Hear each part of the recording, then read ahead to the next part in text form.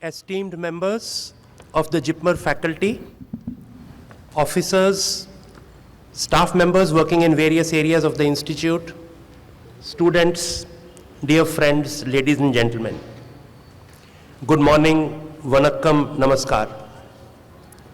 Let me begin with my greetings to each of you on the 78th Independence Day.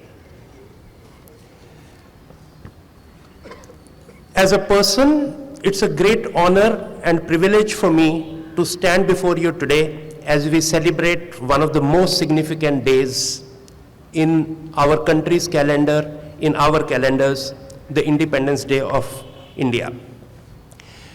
On this day, as our dear friend said before me, we commemorate the bravery, the sacrifice, the unwavering determination of those who fought for our freedom.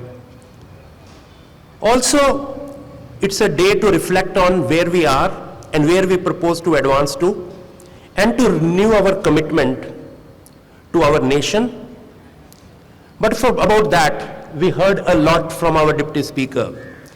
And now let me focus much more on what constitutes a major part of our daily lives, our institute, where we are and where we propose to go in the future.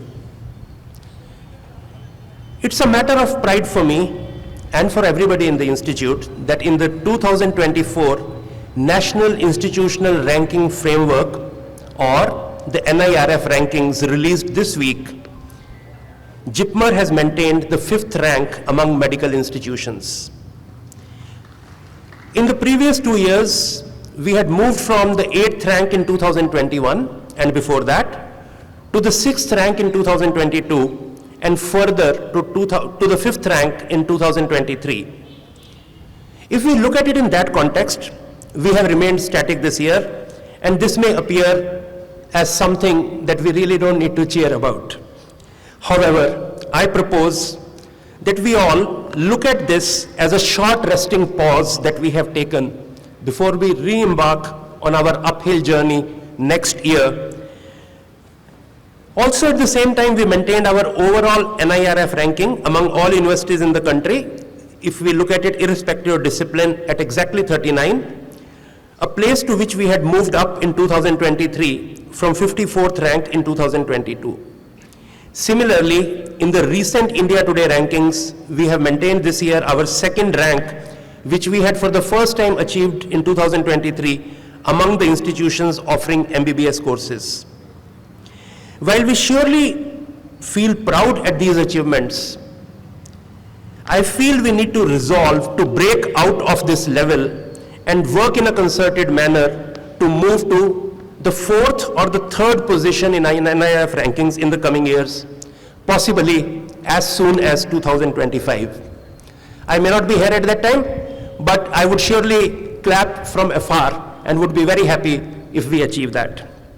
We are only marginally behind some of the institutions that are ranked just above us. Of course, it will need a strong will on our part and a lot of concerted hard effort on part of the faculty, on part of the staff, on part of the students. But our recent gains in the last few years show we can do it. I'm sure we will do it. Actually, that academic team has already taken several steps for improving the quality of teaching. The integrated or modular teaching for phase 3 MBBS students that had somehow stopped in 2017-18 has been restarted. The phase 4 MBBS batch has been divided into 2 sections for theory classes to improve the delivery of knowledge. Beginning with the batch of first MBBS students who will join this year, both theory and practical teaching of phase 1 will be done in 2 separate sections. So there will not be 183 students in a room, but there will be 91 or 92 students in a room. Work to ensure that the skills workshop that we currently hold during connaissance become a part of the regular MBBS curriculum so that all students can partake in these and not only a few during connaissance. Successful implementation of the online evaluation of answer scripts by the Dean's Office and the Controller of Examination has improved the quality of both formative and final examinations, and it has also made it possible for students to see their internal assessment answer books, improving the quality of feedback that they get. I'm certain that these steps will improve the knowledge and skills of our future graduates, and I'm grateful to the academic team and the faculty members of various departments who have very gladly accepted the extra workload that these features entail. Thank you. The research division and the team of the Dean Research have been working to boost up our research activity. The number of proposals submitted to extramural funding agencies from our institute has shown a distinct increase. In the year 2023-24, for the first time, our new extramural funds received exceeded 25 crores. It's a very positive development, and I thank and congratulate the faculty members for this change. To further promote this, the institute has also started 2 intramural funding schemes, one for the newly joined faculty members and the second for existing faculty. To promote the spirit of excellence, I strongly believe that for that it needs to be competitive, and therefore these schemes are competitive in nature. But I can assure you that if there are good quality applications forthcoming, good quality proposals forthcoming, we are willing to increase the amount as much as needed for these schemes. Let me use this occasion to publicly congratulate our 5 faculty members: Dr. Shivranjani in dermatology, Dr. Arpita in Obs Gynae, Dr. Lokesh Kumar in ENT, Dr. Usha Rani in neonatology, and Dr. Shubhdeep Ganguly in medical oncology for their success in being the first ones in the newly started ICMR PhD fellowship for young faculty. I am sure, so each of these fellowships comes with a grant for a research project of up to 50 lakhs, and I'm sure that these 5 people, along with others who are engaged in research already, will in the next few years be harbingers of a major change in what JIPMER represents to the country and to the world. Several new projects are in progress or on the anvil, including the construction of the new RCC block, which we should complete in the next few months, the theatre sterile supply unit in the WCH, the new 150-bed critical care hospital block nearby, and a 400-bed boys hostel. The installation of new CCTV camera system around the campus buildings has been completed. We intentionally did not have a formal inauguration. We don't want to talk about the features of the system in public so as not to give out what all we can do with that. And this is now operational, adding to our security in the campus. In the hospital, the MS and his team and the project coordinator have worked to add several new features, facilities. These include a new 128-slice CT scan in the emergency block in place of the previous 2-slice CT, at a cost of rupees 7 crores through corporate social responsibility funds from the Power Grid Corporation. A new 6-bed ICU shared between nephrology and medical gastroenterology, and procurement of several high-end equipment such as high-end operating microscopes for departments of ophthalmology and for neurosurgery, costing nearly rupees 2 crore each. Video endoscopic ultrasound costing 1.25 crores for medical gastroenterology, an operating table costing 1.1 crores for orthopedics, a 16-module CBNAT equipment for rapid diagnosis of TB for microbiology costing 1.1 crores, an upgraded RO plant and water treatment system costing 1.5 crores for nephrology, etc. We have also activated some more operation theaters, and we are working, trying to activate more. The obstetrics and gynecology department, I talked about it last time also, has successfully implemented a referral system for antenatal mothers, which has served to improve the delivery of obstetric care while optimizing the use of departmental resources. By resources, I don't talk about money, equipment, or consumables. I'm talking about residents, faculty, and their skills. I believe the department is very happy with this, and that shows that if we make effort, such referral systems would be accepted by the public, and I urge the other departments to kindly study the model, learn from it, and follow suit, and I'm sure it will be to your advantage. It will take the quality of work that you do to a next level. With the completion of renovation of fire services and some other work in the emergency block by September, the emergency will shift back to the original location, and the medical superintendent's team has plans to activate the SSB annex block on a regular basis in the last few months of this year, and we will need everybody's cooperation, and we hope to do this. At Karaikal, the academic building and residences for faculty and staff have been constructed at a cost of nearly 400 crores and were inaugurated in February 2024 by the Honorable Prime Minister. With this, we have moved to our campus, own campus. This building, the academic building, has state-of-the-art undergraduate labs, library facilities, 5 well-equipped lecture halls, including 1 smart classroom.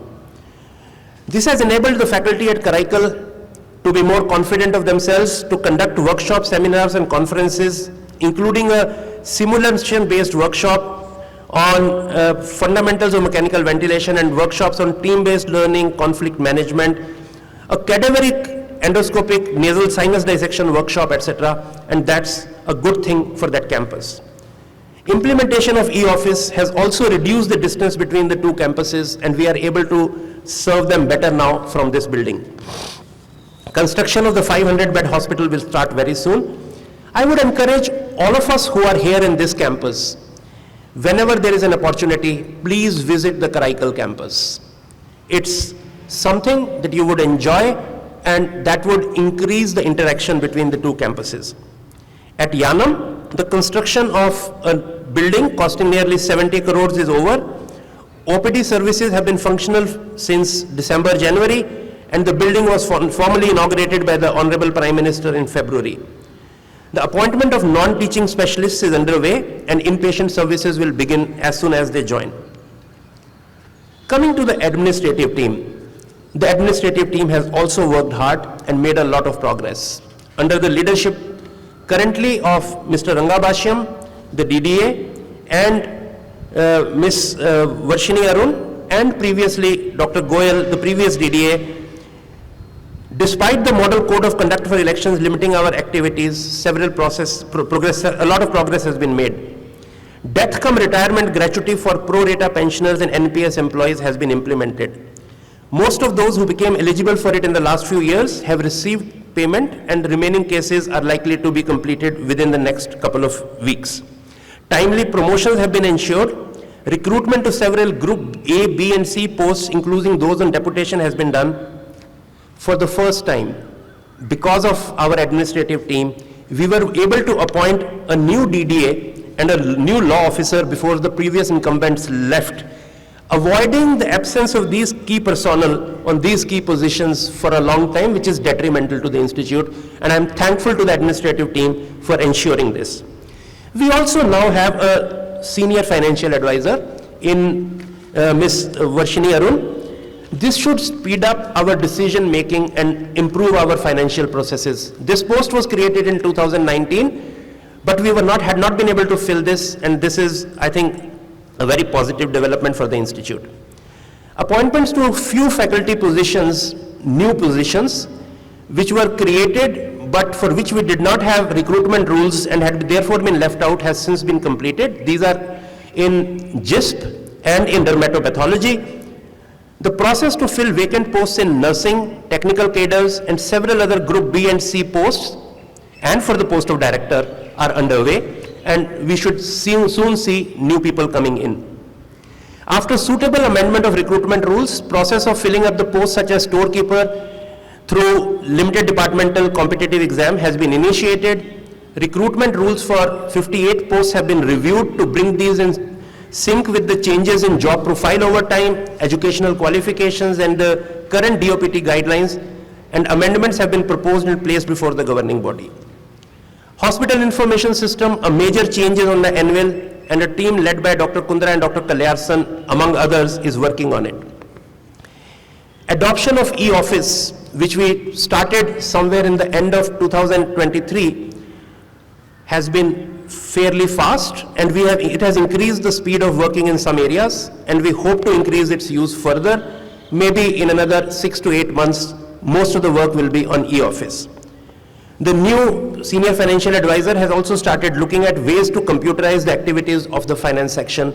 That's something that we need very urgently, and we hope we'll be successful.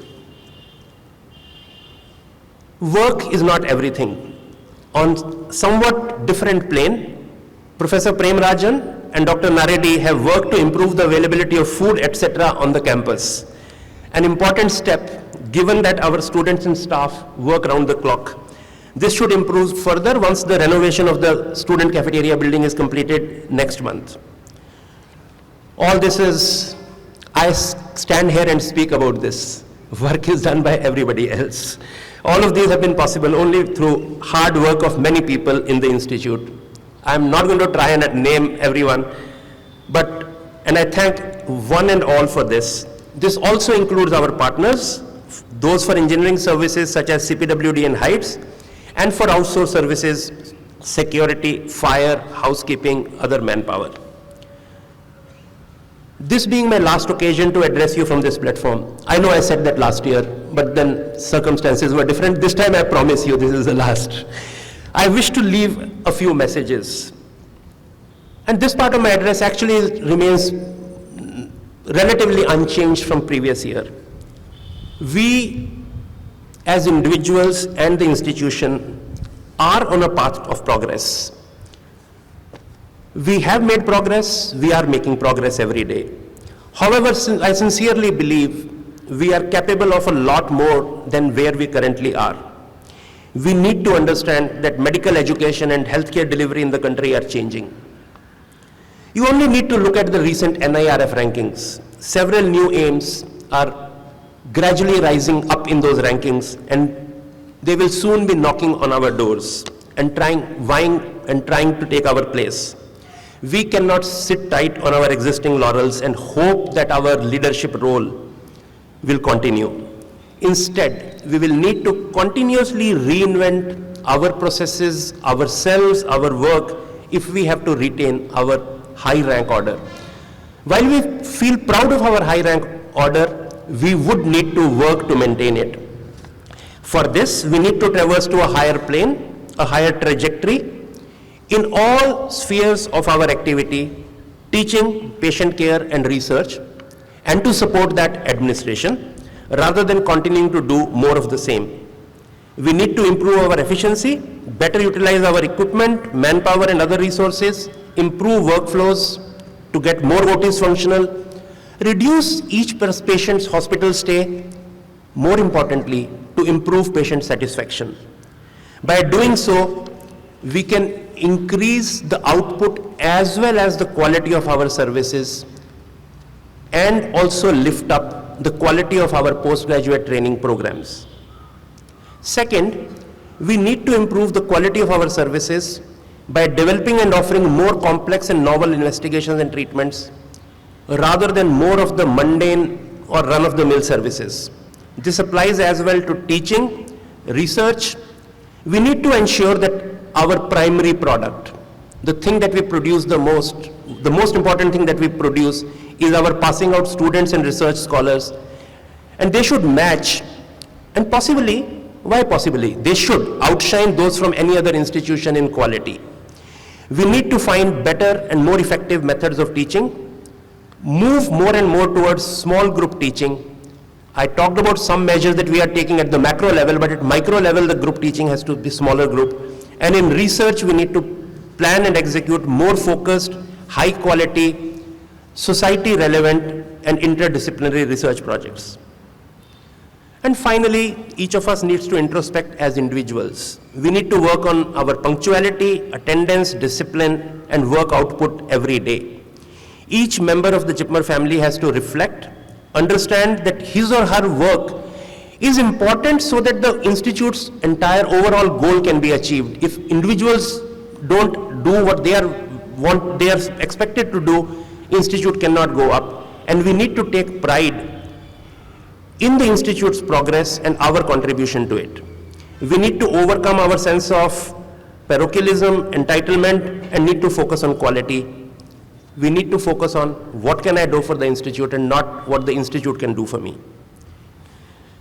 Friends, to keep the JIPMER flag flying high, it's important that each of us contributes with the highest level of commitment. So on this 78th Independence Day, let's rededicate ourselves to doing our best for the country, and more importantly, if I may beg that of you, for the institute, and by working more efficiently and by caring for each other, people who work together in the institute. If we do that, JIPMER and its flag will automatically go higher. Thank you. Nandri. Dhanyavad. Jai Hind.